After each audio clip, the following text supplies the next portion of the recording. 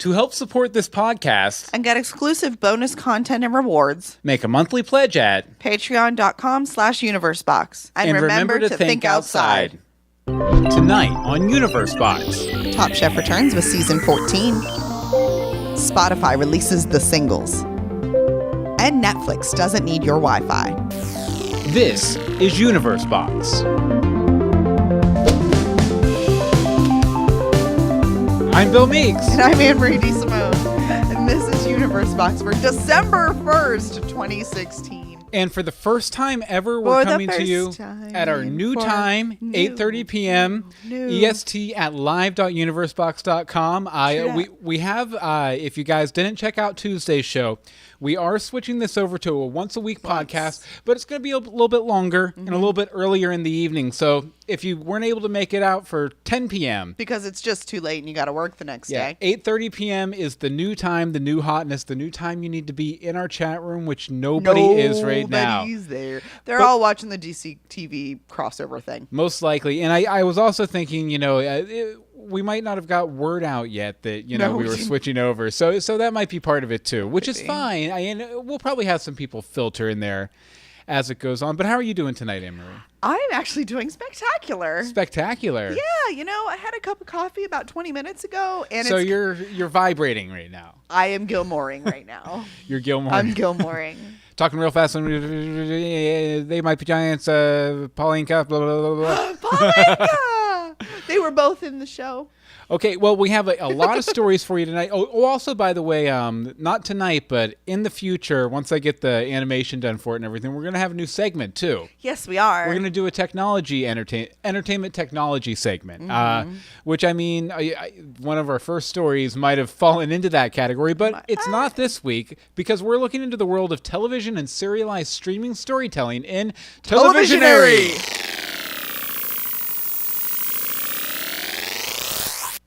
Downloadable Netflix? What?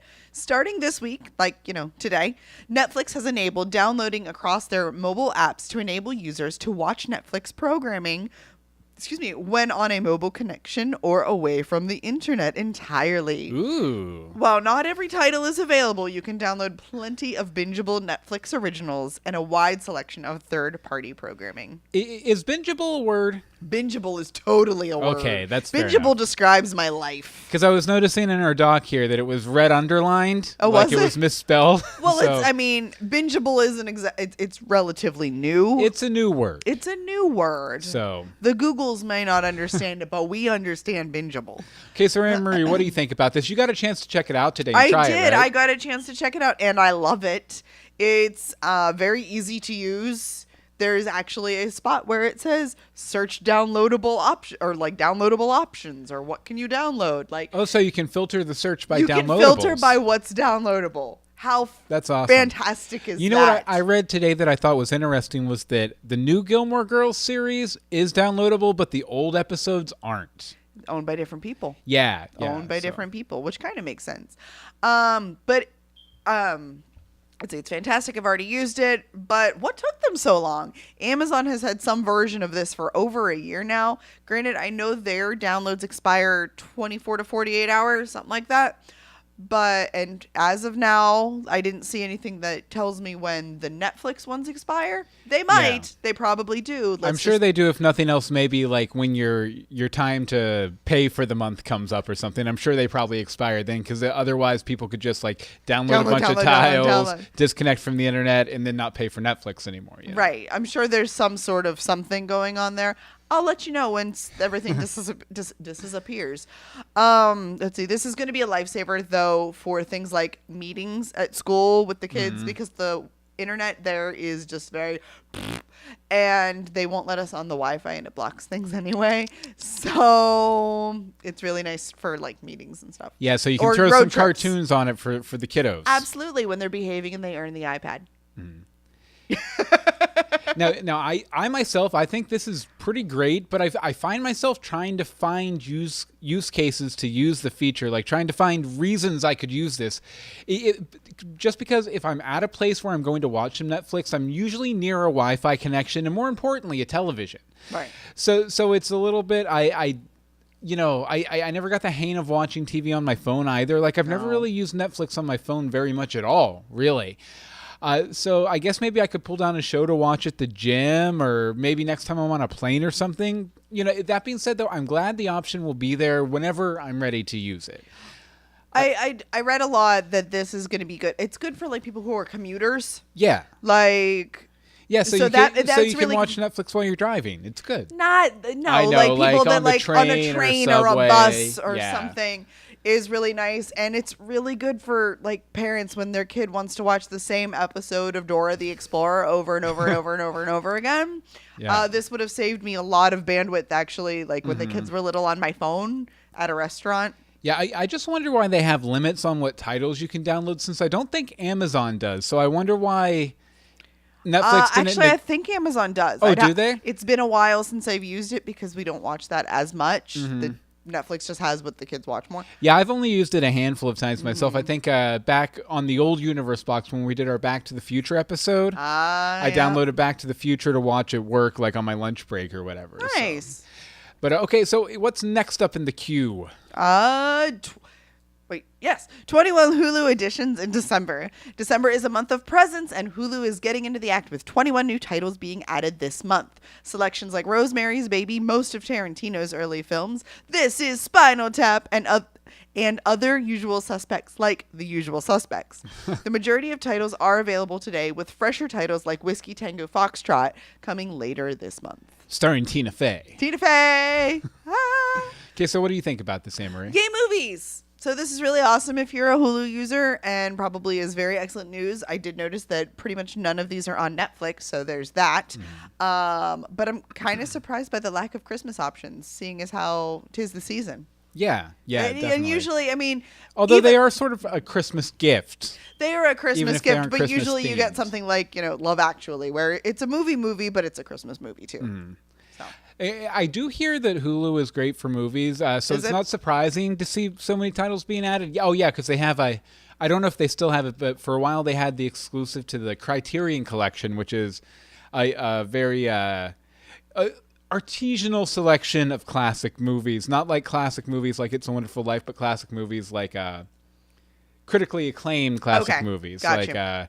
Like, for instance, all of Kevin Smith's movies were released on... Oh, hello. Oh, yeah, Michael Lucero just joined us in the chat room. How you doing, Michael? Hi, Michael. But I did think it was interesting, though, that Iron Man is getting added, since I thought that Netflix's Disney deal, it was supposed to garner them streaming exclusives for Marvel films and the Star Wars films and all sorts of Disney movies. But when does that take effect?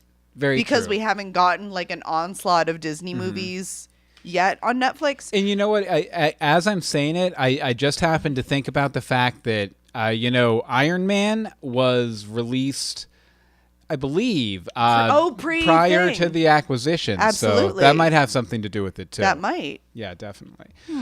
Okay, so let's see here. Okay. Yes. What's our next story? We have another TV story. DirecTV Now is launching with Taylor Swift and Reese Witherspoon dedicated channels.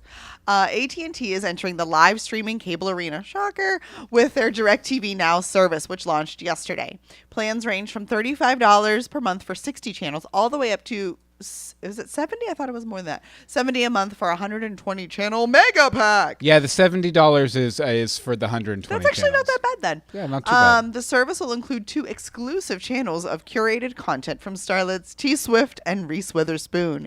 It remains to be seen if AT&T will be able to shake off competitors Sling TV and PlayStation View by featuring the 2 legal blogs.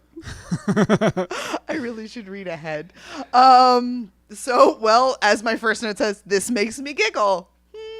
Is there really enough content from either T Swift or Reese to validate them having their own channels?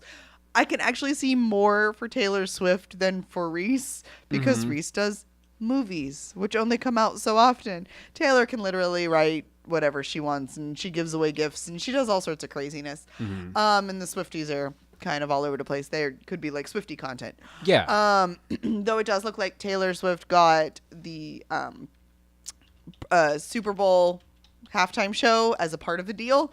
So that kind of makes. Oh, so she's going to be on it? She's the upcoming Super Bowl performer. So that kind of makes sense a little bit. That might have helped her go, I mean, do I need a channel? Sure, if you're going to give me that too. And then I'm sure that performance will be available exclusively on her thing. Otherwise, the prices look really good, but I don't know. Okay, so what is Sling? What do we pay for Sling? Sling is we have the next to highest tier, and it's $25 a month. Or $26 a month. Yes, but there it doesn't have 100 or 75 or 60 channels. It doesn't have 60 channels, but it does have. It looked like it had all the basics, and right now we have not all of the basics. Most of the standards, though. We don't have like. No, we only have Fox and we have NBC on demand. Oh, you mean as far as local channels? I mean, like the local channels you don't get. We have to like use our little thing on the window to get antenna. The words are not coming, but the energy is there tonight. So, actually, I guess it isn't that good. Well, maybe the mega pack. While you kind of saw this Taylor Swift, Reese Witherspoon exclusive deal in this story, I saw something else because I actually read an article about this from a different perspective I think on The Verge. And I heard that AT&T won't be metering the usage of DirecTV now, which means that it won't ping your data caps if you get internet through AT&T. Oh. Which is also a severe violation of net neutrality, both in spirit and I believe maybe in law. I remember 8 years ago seeing these photoshopped ads from Comcast and Time Warner. They were done by people who were protesting or advocating for net neutrality. Okay. Where basically Comcast and Time Warner would have tiers of internet that you could get. Like if you want Google, you have to pay X more dollars or whatever. Yeah. And they were basically like cable packages. And this is exactly what this feels like to me. I'm of the opinion that internet providers should treat all data equally. You know, they should be a dumb pipe. Okay. That, all internet packets are sent through. They shouldn't be limiting your access to Netflix in favoring DirecTV Now, for example. I see that. And data caps also, I think, are a cash grab that studies show don't really do anything to relieve congestion on the network at all. No. All they do is just put more money in the cable companies, in the internet companies' pockets. I shake my fist at you. Yeah, the pricing plan I thought on this was even similar both in price and in structure to standard cable packages that I thought we were moving away from as a society. So, I just feel like internet providers need to get out of the content business. And based on this offering, I'm probably going to stick with Sling TV to get some cable channels over the internet. Thank you very much. It's more affordable and not nearly as icky. So I'm going to step off my soapbox now, but if they're going to cap everything, don't not put data caps on your own service. That's very just true. Very super true. icky. That's very icky. Okay, before we move out of television area, I just wanted to... All of the TV shows tonight. Yeah, Michael Lucero is in the chat room right now, and we just wanted to plug, if you don't know our podcast, We're So Lost, which you can find at we'resolost.com. Basically what we're doing is we're going through and we're rewatching the entire series of Lost as if we've never seen it. Because we haven't. And we got through season 1 famously over, I think September was the last time we recorded an episode. Yes, September. And we've been waiting for Gotham to get done so we could get back to it. This Saturday, 8:30 p.m. EST at live.universebox.com, we're going to be doing a spoiler party because we do not allow spoilers on Lost because anything and everything is out there. Where Michael Lucero, who according to the chat room is working on the doc now, has he's compiled a couple fake news stories for us about the upcoming second season of Lost. Yes. And we've went back using Google and found stories that were published that summer before the second season aired. And we're going to talk about them and speculate just like we do with shows that are airing right now like Gotham. So 8:30 p.m. EST, Saturday night, live.universebox.com. Join us for our We're So Lost spoiler party. And then we're going to finally get to watch season 2. We're going to watch it as soon as we're done recording that. Yeah, the definitely. first episode. As soon as I hit stop all I recording, wanna I'm know not is, even going to publish the episode. We're going to run and watch I need the to know show. what happened to Walt. Okay, but until then, you know what you can do, Anne Marie? What can I do, Bill? You can grab some popcorn and find your seat. We're opening up the curtain on Cinematters. All right, it is time for the weekend box office preview. Each Thursday, we let you know about a few movies that are coming to a theater near you. A few standouts for this week are Jackie, The Duelist, Believe, and Man Down. Here's a little more info on 2 selections we found interesting. Yes, so what's yours, Anne Marie? Jackie. So, yes, I'm one of those people who's completely fascinated by Jackie Kennedy and Natalie Portman, to be honest. So I love that they are taking what appears to be like a really gritty look at her life and her reaction to JFK's assassination. And maybe his affair with Marilyn Monroe. It does look like it probably has a bit to do with that. Like I said, gritty. And as we all know, that Marilyn Monroe was the third gunman. Stop. So I think the best part is that she's very clearly telling her story to like a writer or a reporter. And when he says, I'm going to guess you're not going to let me like print any of that. And she's like, I don't know what you're talking about. I didn't say anything. I was like, she gets it off her chest, but it's not going anywhere except this movie. So yeah, and it'll probably be pretty interesting because, unlike a lot of people who get movies made about them at that time, like LBJ, JFK, RFK, J.K. Rowling. No, wait, she's from later. Jackie O lived a very long life, and she got not only to reporters, but to people around her, got to tell significant portions of this period of her life to other people. So I'm sure there's a lot more information about at least her perspective on it than there are from the other people. Right. So it's looking good. It looks really good. And I'm sorry, Natalie Portman's a really, really good actress. So that makes me happy. Yeah. As for me, I chose a movie that I hadn't heard of before until now, called Man Down. This is a Shia LaBeouf. And he's playing U.S. Marshal Marine Gabriel Drummer in the story. The story is about his search for his estranged wife and son, and it's a psychological drama about a soldier returning home, and it's also LaBeouf's first big outing since his very public breakdown a couple of years ago. Right.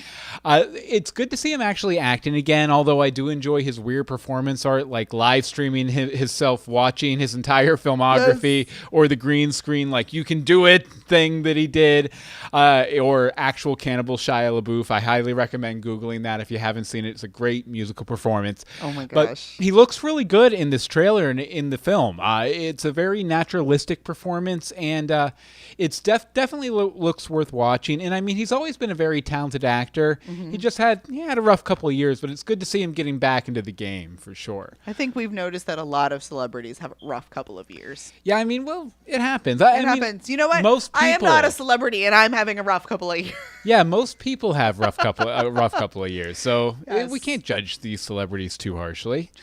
Okay, so what's up next, Anne-Marie? A live-action Pokemon? What? Pokemon! Grab your Pokeballs and hit the gym. Pikachu and his Pokepals are heading to the silver screen. Rob Letterman, best known for Monsters vs. Aliens and Goosebumps, is set to direct live-action Pokemon movie for Legendary. The film comes on the heels of the breakout mobile app Pokemon Go's viral success this past summer. No word on Letterman's constant collaborator Jack Black will feature, but he'd make a great Snorlax. Jack Black would make an excellent Snorlax, for yes. sure. So, Anne-Marie, what do you think about this? Well, sure, we're going to see this the day it comes out. That's really all there is to it. Yeah, whether I want to see it or not, everyone else is going to drag me there. So, okay. Yeah, well, I mean, maybe there'll be some Pokemon Go exclusives, because you do play Pokemon Go. I do play Pokemon Go. Not nearly as much as you. But that was the only thing. I don't know why I didn't write it down. But I was like, maybe there will be like something like when you're in movie theaters, there's like an exclusive like before and after or something. Like it's timed out. That'd be cool. It'd or be like timed an exclusive Pokemon like the Jack Black Snorlax. Yeah, like you can catch the Jack Black Snorlax. It's like, anyway. What do you think? I love the Goosebumps movies, so I'm cautiously optimistic on this one. I just wonder what a movie called Detective Pikachu could possibly be about. I have to know what Detective Pikachu is about. Yeah, it's like, will Pikachu be the protagonist? I mean, if he is, it seems like the dialogue alone would be very limited. Pika, Pika, Pee. Pikachu. Yeah, and it would just be different inflections of that the entire movie. Pikachu. Pikachu's also never struck me as a detective type, so I can totally picture this movie as a cartoon, just little Pikachu in his trench coat going around, Pika, Pika, Pika. But I don't see it as a live-action movie. I can't picture a live-action Pikachu. I mean, what the heck is this movie going to be? But I can't wait to find out, at least to get some idea, because I think it was Legendary who's making it. They haven't released any plot details or anything, so it's a complete mystery. Yeah, there's literally not much out there except that, hey, it's happening. It's a mystery that Detective Pikachu is going to have to solve, probably. Over in the chat room here, Michael Lucero, referring to our law stuff, he says, "Fake, how dare you? Would I submit fake reports?" I said fake-ish. He says, "I prefer the term fake-esque." Yes. He also says about the movie. Pokemon movie. Wow, that's crazy. Did y'all notice they put an even better tracker back into the game for Pokemon Go? Yes. And did you get a Ditto yet? Yes, got a and Ditto. Yes. I didn't see the tracker yet, I meant to tell you this morning. No, now if you click the little thing at the bottom, it pops up and it gives you an approximate location. Yeah, I heard it gives you like a photograph or something. It does. Right? It gives you it's near Pokestops. Well, sorry, we'll be starting our new Pokemon Go cast very soon. I think that ship sailed. Yeah, definitely. But until then, we're going to get back to our main discussion in just a second. Okay. But first, we'd like to tell you about our Patreon. Yay! Now, if you don't know what Patreon is, you can get to it over at patreon.com/universebox, and it's a way you can kind of support creators whose content you enjoy, like us maybe. It's really easy. You just give a small donation a month. Starting at $1. Starting at $1, anywhere from $1 to $5 to $10. If you donate $25, you can be a guest on this very podcast. Absolutely. We'll talk about whatever you want too. Kind of. Yeah, it'll be good. We can do that. But it's a great way to support the show, and probably the biggest bonus you get is if you donate $5 or more, you become a member of our $5 Star Patrons Club. What? $5 Star Patrons Club. 2 benefits. Benefit number 1. Benefit number 1. Number 1. You get free 3 days service from Detective Pikachu. Benefit number 2.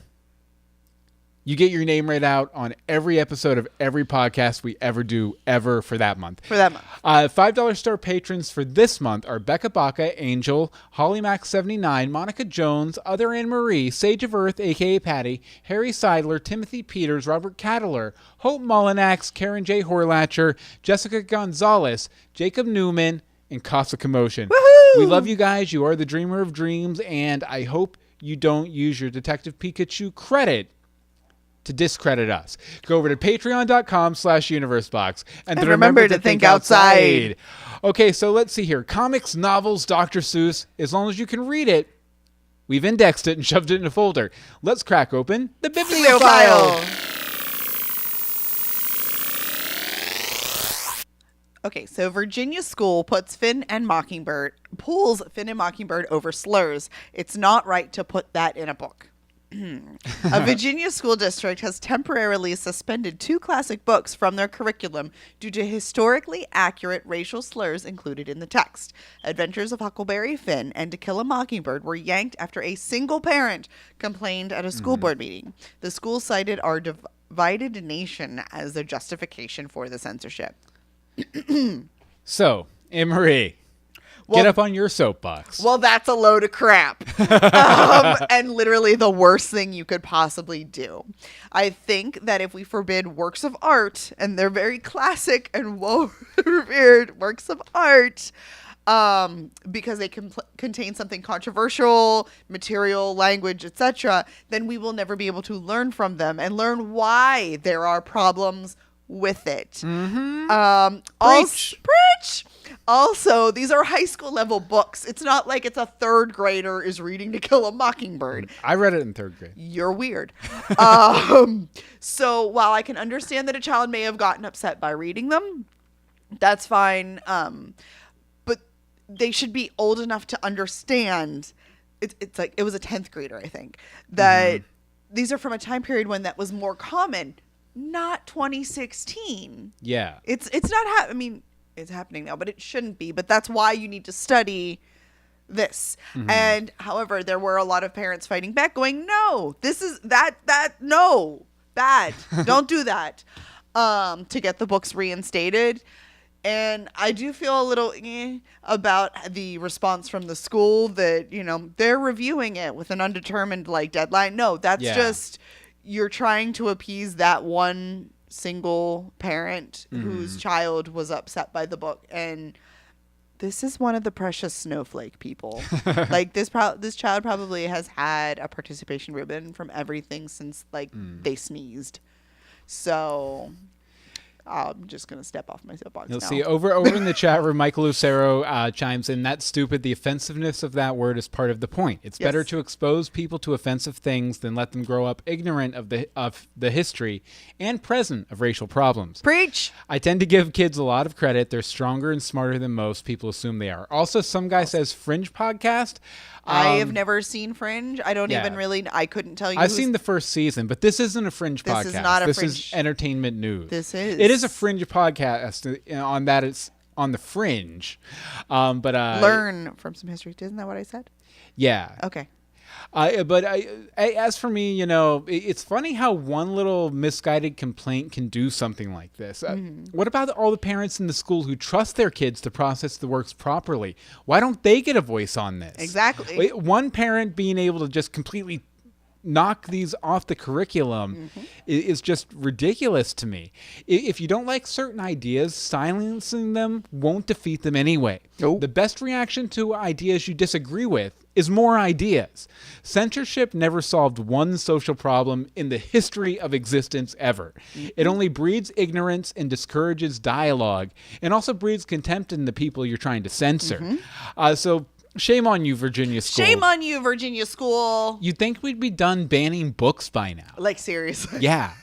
First of all, okay, see, I'm stepping back on my soapbox for a minute. So we're banning these classic books that people have been studying for many, many, many, many, many, many, many, many years because of one word. Yes, it's used an excessive amount of times, but it's one word. Would you like to turn on the television and tell me what's not offensive about many, many things there? Yeah. Because it's not just a word, though there are some words that are offensive, even on regular TV. And I mean, also, it's okay to be offended. It is okay to be offended. It gives you you have feelings, you have thoughts, you're allowed to be different.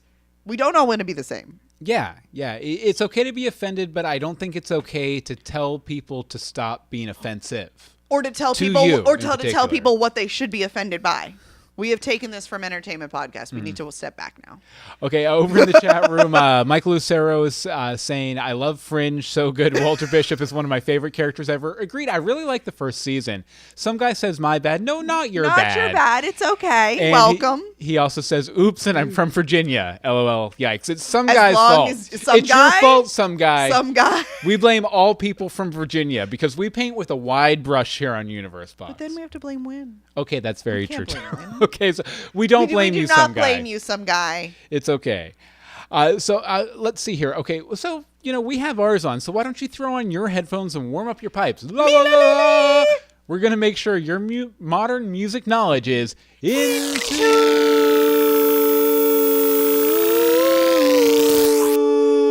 All right, so what's our first story, Anne-Marie? Spotify singles. So Spotify is bringing back singles with new playlists that feature sonic couplets from popular bands, aptly titled Spotify Singles. Will include a new recording of an original song as well as a cover song from artists like John Legend, Coast Modern, Lindsey Sterling, and Andrew Bird. Since the tracks will be available to all Spotify users, we won't have to worry about paying half the cost of an album to get them. Yeah, because those singles you used to get, they were always like $5.99, and then the album was like $10. Yeah, I remember my first CD was a single. So what do you think? So I think this looks neat. I like the idea of having exclusive singles on Spotify. I'm not an avid Spotify user, but I know there are a lot of people who only listen to music on Spotify. It's a good service. I there's other things. So, like I said, my next line, apparently I forgot what I wrote. I don't use it much since discovering Amazon Music, but if these are any good, I might have to hop over there a little bit more often to listen to the singles. And since they are available for the free account, I like it. Now, I'm not going to lie. I haven't heard of a lot of these artists. In fact, the only artist I've heard of Was Lindsey Sterling. Or the ones I mentioned up front. John Legend, Coast Modern, Lindsey Sterling, and Andrew Bird. But there were a lot more artists on there. I do like the idea, though, because they're all brought into Spotify's music studio, and they record them there, so they're exclusive. But didn't iTunes do this a few years ago? They did like iTunes sessions with different bands. They probably did. That sounds like something iTunes would have done. Yeah. I think, or what it seems like with so many streaming musical services these days, is that things like iTunes, where you have to pay for it, is becoming less popular. Yeah. Because you can just go to Spotify and search for what Pandora. you want. Well, Pandora, not as much. Like, it's a lot harder to search for a specific song there. You can get a general idea. Oh, yeah, because it builds the station for you. It builds the station for you. Like, there's many times where before I had other services, I only had Pandora. Somebody's like, what song is that? And I was like, hold on. And I'm like, that's not what I searched for. Thank you for something else by that artist. Or what I always hated about Pandora is, like, you'd make, like, the Decemberist radio, and you'd be thumbing things up and thumbing things down, and eventually it would just play, like, 1998 top 40 classics, and that was it. No matter what you did. It started as Decemberist radio, or Tool radio, or Bare Naked Ladies radio. Anything. And it always came to that, it's playing the same thing every other station plays. Right.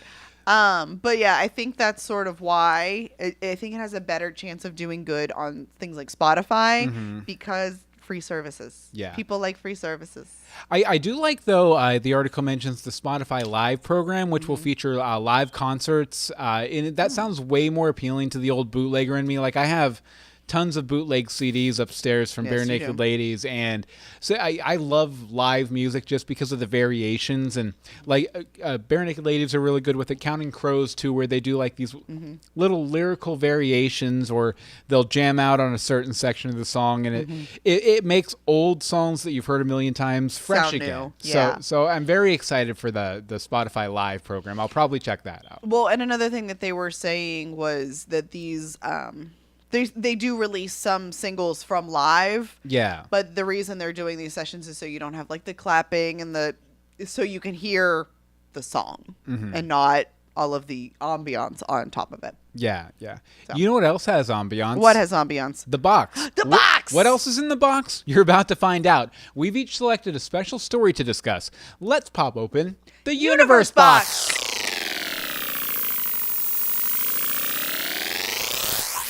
Cam Marie, so what's your Universe Box for Top this week? Chef is back in 56 minutes. I'm not excited at all. No. I can tell. So this season 14, is Rookies versus Vets, which makes me way too excited because I have been watching since season 1, so I know all of the people. Well, you always like this on reality shows because you like the Real World Road Rules Challenge a lot, which was recycling the old cast members. I did. So very much until it got really, really bad and I didn't know anybody.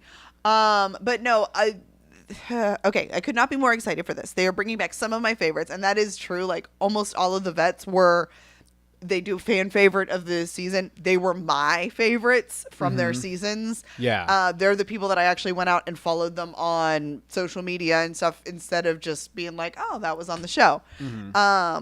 But I'm a little bit nervous about it because they've had vets come back, 1 or 2 at a time on Top Chef, and they're held to significantly higher standards than the newbies because they know what they're getting into. They've had time to prepare. They knew they were coming back. Yeah. And so it frequently doesn't end well for them, unfortunately. So I really hate, and one of the previews, she literally says, I should not have come back. And I'm like, but you were wonderful and so sweet. So in approximately 54 minutes, I will be sitting and watching my Sling TV Bravo and watching this. And apparently, according to Michael in the chat room, it's in Charleston, where he hails from. It is in Charleston. So. It is. Did you get to go to any of them? I'm going to need the info. Probably not. Probably not. Okay, my Universe Box for this week is it's following up on our discussion from last episode about Leah Remini's new Scientology series. Well, the series, which is on A&E, called Scientology in the Aftermath,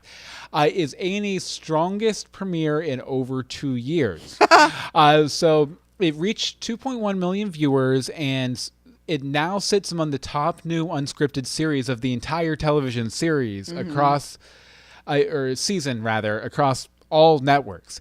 So it's nice to see this doing well, considering the substantive content. And I'm sure Leah Remini is happy too, because moving against the church like this must have been very scary for her from a career standpoint. Right. So I'm glad her success means that she should still have that career after the inevitable fallout, right. you know, once it all shakes out.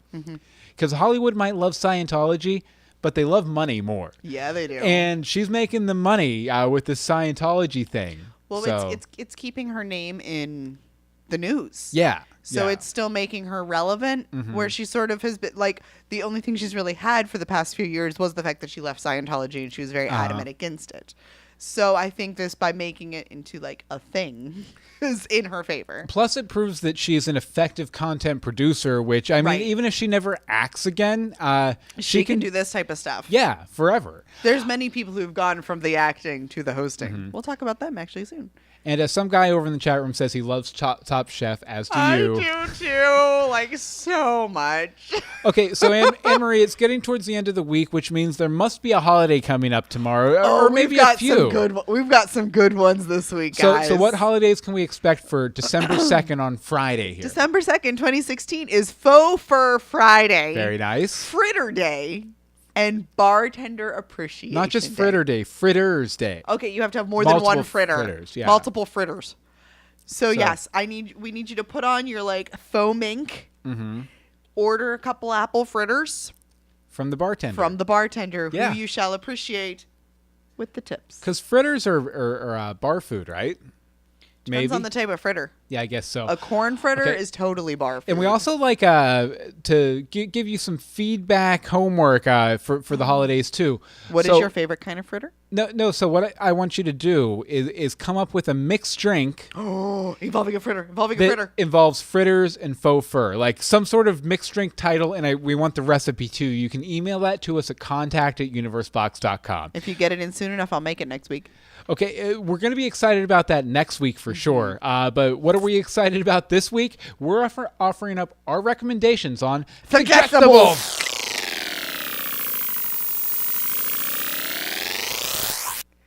Squeal. So what's your suggestible? Okay, so I am suggesting Holiday in Handcuffs. This is one of my absolute favorite holiday made-for-TV movies. Clarissa and Slater, Melissa and Mario are hilarious. This is like one of my favorite movies to watch while decorating the house and wrapping presents and doing all sorts of fun stuff after the kids are in bed, because they really would not appreciate this. There's just something fantastic about not only made-for-TV movies, but Christmas made-for-TV movies. You'll laugh, you'll cry, you'll say, how are you doing there, washed-up celebrity? Like, it's a great time. So really, I mean, I could say all Christmas made-for-TV movies, but specifically Holiday in Handcuffs, because I love Melissa Joan Hart. And I've never seen it, so. That's because you don't like Christmas. Yeah.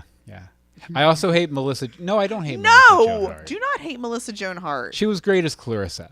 Over in the chat room, some guy says all of the fritters, and Michael Lucero says my suggestible would be two Netflix original miniseries, Glitch and Paranoid. Really, really good. We'll have to check those out. I'm not sure what those are about. I have no idea. I don't know if I've heard of them, but I wasn't sure if he was making a snarky remark or not at first. I was like, Glitch and Paranoid. I don't know. Am I? I don't know. And my suggestible this week is a series from E4 over in the Great Britain. It's called Crazy Head. Now, I started watching this. It's a new series from Howard Overman, creator of the British superhero series Misfits. It's really good. The premise is that demons are real. It's really good. It is. That's it. Hey, Michael said his Netflix series were really, really good. But the premise is that demons are real and that the main characters, Emma and Raquel, can see them. and fight them. The show features all the rude, crass British lower-class humor that Misfits did. And the mythology of the series is really compelling, too. And it kind of builds over the 6 episodes. It's not for everybody, but if you aren't easily offended, you're going to have a lot of fun. If you are easily offended, you're going to have a heart attack. From your school, don't watch this. Yeah. If you are easily offended, you're also going to have a heart attack watching it because there's a lot of offensive stuff in it. Yes. But Crazy Head it'll start streaming on Netflix very soon. In fact, you can already add it to your queue using the link you'll find in our show notes at universebox.com. You can also find links to all of the stories we're talking about tonight over at universebox.com for this episode number 20. Number 20. So let's see here. What do we do now? Oh, yeah! We can't wait to hear your blathering. Let's hear what our listeners have to say in Blatherskites. I forgot to join you that time. That's fine. Okay, so as always, you can send in your Blatherskipes over to contact@universebox.com, tweet us at universe_box, Facebook is facebook.com/groups/universeboxshow, and the voicemail number is 424-274-2352. Again, that's 424-274-2352. As always, we love to hear what you thought about the stories we talked about. You can send in stories you want us to talk about. Or you can follow our directives, as Michael has done this week. You want to read Michael's letter? Sure. Hey, y'all. Hey. I know he doesn't really talk like that, but there you go. I really enjoyed the most recent episode. I just wanted to give my thoughts on internet security since you asked what our favorite antivirus programs are in the last episode. That is awful homework. Well, it's funny you should mention that because just the other day I was browsing the interwebs and a window popped up saying my laptop was infested with malware and that I'd lose all of my files if I didn't download this antivirus program. Classic So scenario. I installed their program.